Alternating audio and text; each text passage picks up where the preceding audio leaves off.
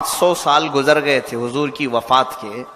یہودیوں نے حضور کی قبر تک بھی پہنچ کر کے ایذا دینے کی کوشش کی تھی. سلطان نور الدین زنگی رحمۃ اللہ علیہ کے زمانے میں یہ ایک بادشاہ وقت ہیں, سلطان صلاح الدین ایوبی کے استاد.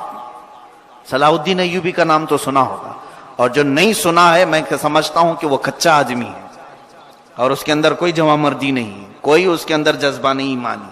صلاح الدین جنہوں نے بیت المقدس کو آزاد کروایا تھا, آج سب کی آنکھیں اسی صلاح الدین کے انتظار میں ہیں. ان کے استاد تھے سلطان نور الدین زنگی, عاشق رسول. 4 اور 5ویں صدی ہجری کی بات ہے یہ. وہ خلیفہ وقت مدینہ طیبہ حضور صلی اللہ علیہ وسلم کی زیارت کے لیے جایا بھی کرتے تھے. ایک مرتبہ ان کے خواب میں حضور صلی اللہ علیہ وسلم تشریف لائے اور 2 لوگوں کا چہرہ حضور نے دکھایا اور کہا, نور الدین ان 2 کو میرے آس پاس سے ہٹا دو, یہ مجھے ایذا دینے کی کوشش کر رہے ہیں. حضور صلی اللہ علیہ وسلم کا کسی کے خواب میں آ کر کے یہ بتا دینا اس کی قسمت کی کیا بات ہے, ان کا مقام کیا ہوگا. روتے روتے دوڑنے لگ گئے کہ آخر ہے کون جو میرے آقا کی طرف انگلی اٹھایا ہے, جس نے رسول کو ایذا دینے کی کوشش کی ہے. مدینے آ گئے, دیکھنا ہے مدینے میں, اور کیسے ڈھونڈیں گے کون ہے یہ جو 2 چہرے حضور نے دکھائے. نور الدین زنگی نے مدینے میں دعوت کی, پورے لوگوں کی دعوت, اور کہا کہ گھر کا ہر فرد حاضر ہونا چاہیے, کوئی بچے گا نہیں گھر میں, سارے لوگ اس دعوت میں شریک ہوں گے.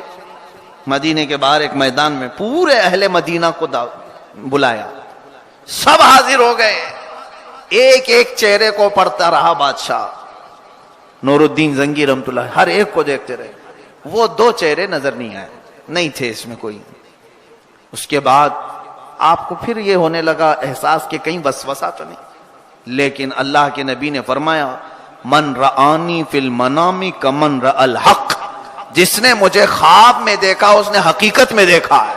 فإنہ لا يتمثل بی الشیطان, اس لیے کہ میری شکل میں شیطان آ ہی نہیں سکتا, وسوسہ ہو ہی نہیں سکتا. جس نے خواب میں حضور کو دیکھا اس نے حقیقت دیکھا. یہ مت سمجھنا کہ وسوسہ ہوا میرا. حضور اگر کسی کے خواب میں آئے تو حقیقت میں آئے. حضور کی شکل اللہ نے کسی کو دی ہی نہیں, کوئی آ بھی نہیں سکتا. تو نور الدین زنگی نے پھر لوگوں سے پوچھا کہ کوئی باقی تو نہیں مدینے میں, کوئی باقی تو نہیں رہ گیا. کہا سب آ گئے, سب آ گئے.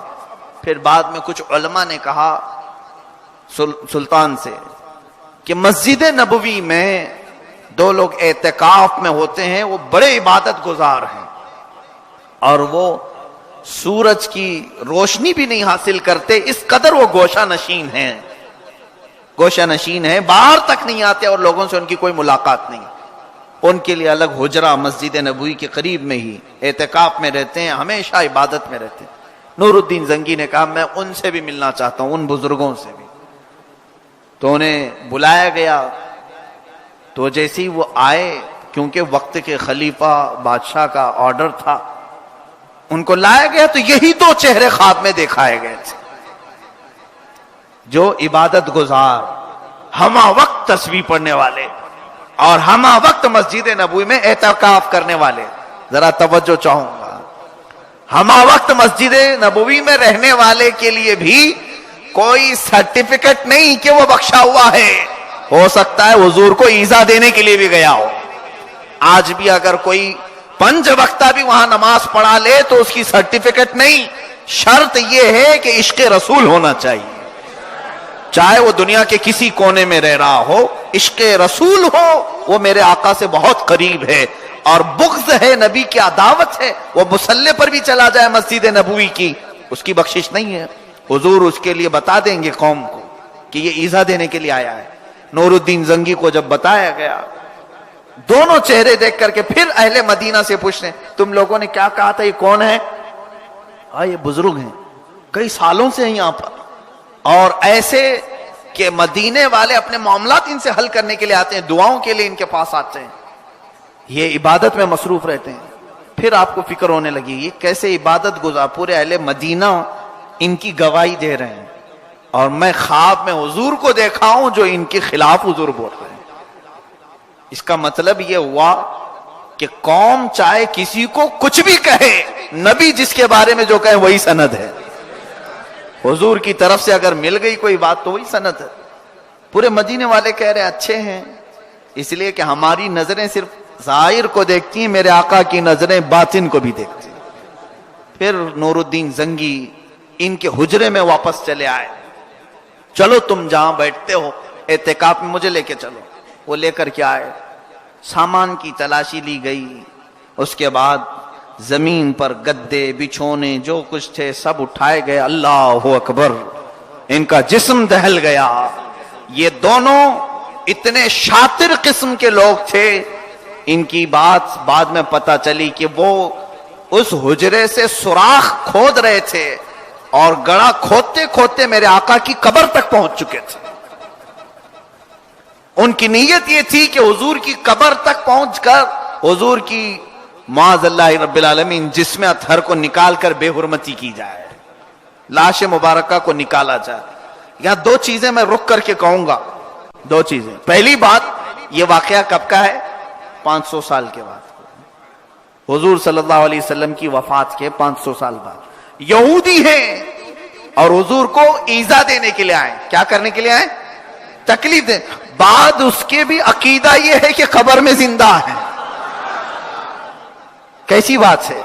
یعنی دشمن کو بھی یہ معلوم ہے کہ وہ قبر میں زندہ ہے، تبھی تو کھودنے آیا. اور یہاں اپنا چوگا اوڑھ کر کے کوئی کہتا ہے کہ نبی مردہ ہے. کیسی بات ہے؟ خیر، یہ حضور کی قبر تک پہنچ چکے تھے، بہت قریب تھا. اور نور الدین زنگی رحمت اللہ علیہ نے جیسے دیکھا ان کا جسم کھول گیا، جسم کھول گیا. عاشق رسول تھے وہ، فنا فی رسول تھے. پھر ان کا کچا چٹا نکالا تو پتا چلا یہودی ہیں یہ دونوں. عبادت بہانہ تھا، تسبیح، ڈھونگ، عبادت، اعتکاف، یہ سب دکھاوا تھا، کچھ کام کا نہیں تھا. یہ آئے تھے مدینے میں حضور کی بے حرمتی کرنے کے لیے، ایذا پہنچانے کے لیے. لیکن ان بے وقوفوں کو معلوم نہیں کہ وہ اللہ کا نبی زندہ ہے اور عاشقان رسول بھی زندہ ہیں.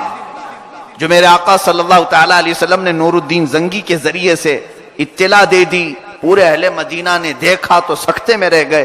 ان دونوں کو لایا گیا اور پوچھا گیا ان کی سزا کیا ہونی چاہیے. لوگوں کا جوش ولولہ ایسا تھا کہ ان کے ٹکڑے کیے گئے، کچھ جلائے گئے، کچھ کتوں کو کھلائے گئے، بلکہ کتے کھانے سے بھی بھاگتے رہے.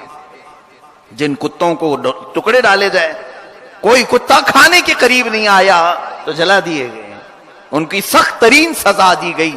ظاہر سی بات ہے کہ اللہ کے نبی کے جسم تک پہنچ جانا دنیا کی ساری بڑی سزائیں ملائیں تو بھی میں سمجھتا ہوں اس کے لیے کم ہے.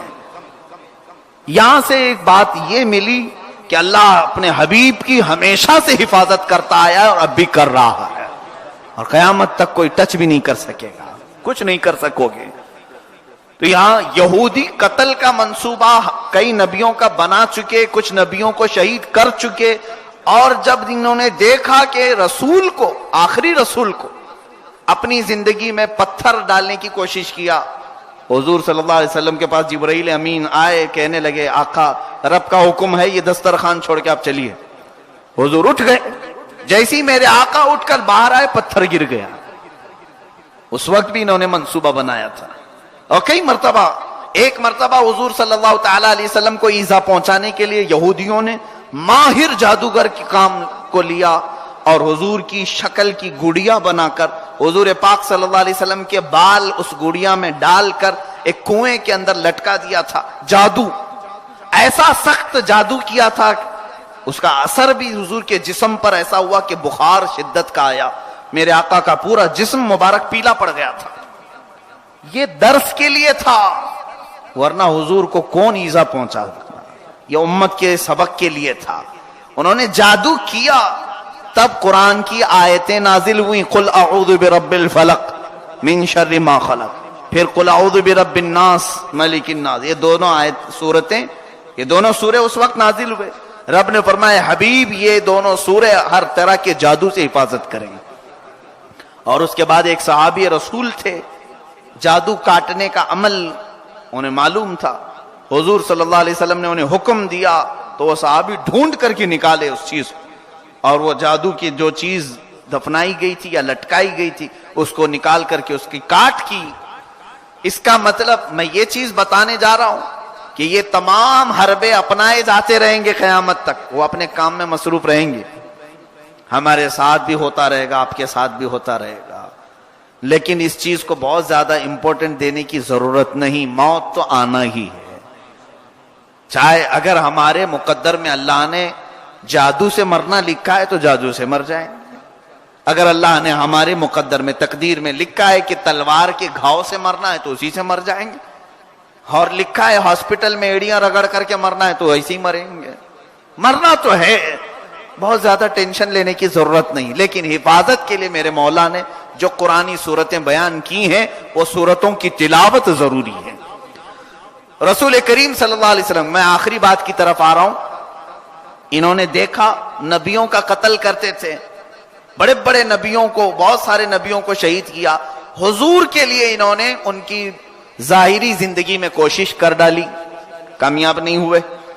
حضور صلی اللہ علیہ وسلم کو ایذا نہیں پہنچا سکے, دھوکہ دینے کی کوشش کیا, مکہ کے کافروں سے مل کر کے بہت کچھ کر لیا لیکن کچھ کر نہیں سکے.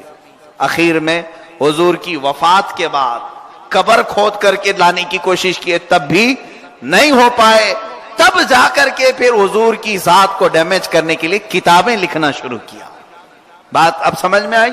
یہ جو آج اختلافی مسائل کے ہم شکار ہوئے ہیں, یہودیوں نے بہت کچھ کرنے کے بعد یہ لائے, نہیں تو یہ تو حضور کی ذات تک پہنچ جاتے ہیں.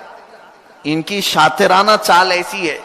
اب جیسے مثال کے طور پر اگر میں ان کو نہیں کھلتا تو یہ میرا قتل کر دیں گے. سب سے پہلا کام ان کا ہے, قتل نہیں ہو سکتا تو کہیں نقصان پہنچانے کے لیے جادو کریں گے, وہ بھی اثر نہیں کیا تب پھر تہمت اور الزام تراشی کے کام پر آئیں گے. یہ سٹیپ بائی سٹیپ ہوتا ہے. سب سے پہلا کام ان کا قتل کا ہے, ختم ہی کر دو. نہیں ہو سکا تو جادو کے ذریعے, وہ نہیں ہو سکا تو پھر اس کی ذات کو ڈیمیج کرو, لوگوں کے اندر الزام لگاؤ, تہمت لگاؤ. یہ چیز آج میرے آقا کی ذات پر یہ جو ساری چیزیں لائیں, ابھی ابھی ان کو یاد آنے لگا ہے حضور صلی اللہ علیہ وسلم نے اتنی شادیاں کیوں کی تھیں, حضرت عائشہ کی عمر کتنی تھی شادی میں, یہ سب شوشے ابھی چھوڑے جا رہے ہیں. حضور اکرم صلی اللہ تعالی علیہ وسلم کی 10 بیویاں تھیں, 11 بیویاں تھیں. ابھی یہ ٹاپک نہیں ہے میرا, کبھی اگر ڈیبیٹ پر آئیں تو میں بتاؤں گا. یہودی اگر کہتے ہیں یہ تو زانی ہے, پوری دنیا کی عورتوں کی عزت لوٹ کر کے بیٹھے ہوئے ہیں, اور اپنی ماں اور بہنوں کو لوگوں کا ایمان غارت کرنے کے لیے دوسروں کے بستروں پر بھیجتے ہیں. میرے آقا صلی اللہ علیہ وسلم نے جتنے نکاح کیے وہ بیوہ تھیں یا مطلقہ تھیں سوائے عائشہ صدیقہ کے. آقا کونین صلی اللہ علیہ وسلم نے بیواؤں کے مقام کو بلند کر کے دکھایا ہے. جب پورے قوم میں بیواؤں کو جلایا جاتا تھا, اور تکلیف مجھے اس وقت ہوتی ہے یہ 2% کے ہندو حضور کی ذات پر اعتراض کرنے آئے, ان کو پتہ ہی نہیں ہے کہ کتنے ان کے دیوتا 100 شادیاں کر کے بیٹھے ہوئے ہیں, پتہ ہی نہیں. کتنے تو بھگوان ایسے ہیں کہ ان کی بیویوں کی گنتی معلوم نہیں, اور حضور کی ذات پر کتنے راجے ہیں کہ 6 سال کی بچیوں سے شادی کیا ہے.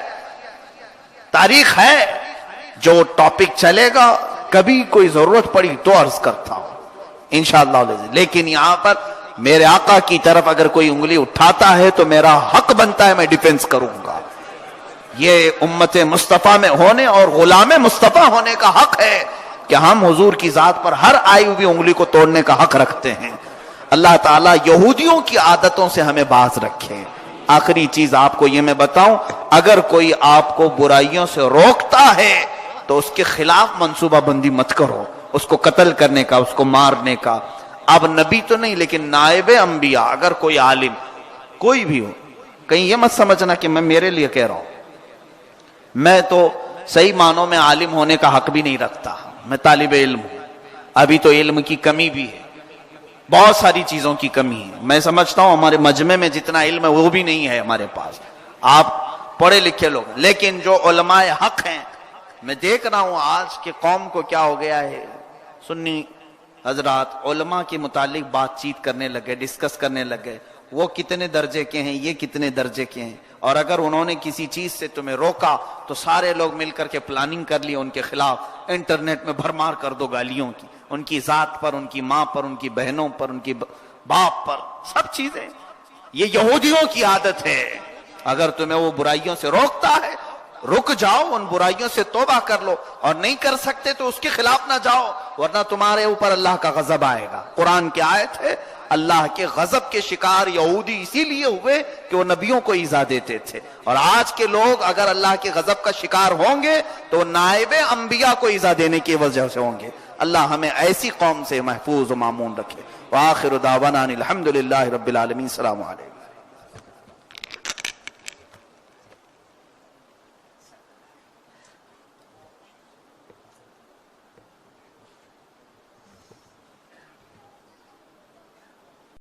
کی دسترس سے